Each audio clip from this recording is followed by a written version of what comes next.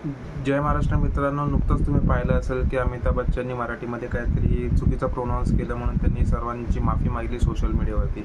माझा प्रश्न असा आहे की अमिताभ बच्चन असो, शाहरुख खान असो किंवा इतर श्रीमंत असो, तो गेले 30-40 वर्ष महाराष्ट्रात मुंबईत राहतोय, काम करतोय, मेहनत करून श्रीमंत झालेला आहे. या लोकांना अजून मराठी का नाही येत आहे?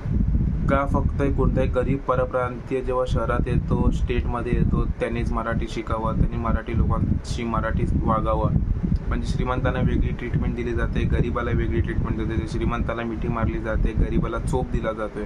हा भेदभाव का केला जातोय? हे कोणतं राजकारण आहे? आणि राजकारण का होतंय? का श्रीमंतांच्या गळ्यापर्यंत तुमचा हात पोचत नाही? का काठी फक्त गरिबावरतीच तुमच्यावर उठते? काय राजकारणी असे वागतात? आता कोणी बोलत का नाही की अमिताभ बच्चन असा वागला, त्याला जाऊन मी जाब विचारतो, सोशल मीडियावर विचारतो, सरळ जाऊन विचारतो. मराठी करतात, फक्त श्रीमंतांवर तर तुमचा हात नाही पोचत आहे. श्रीमंतांना तुम्ही प्रश्न नाही करत आहे.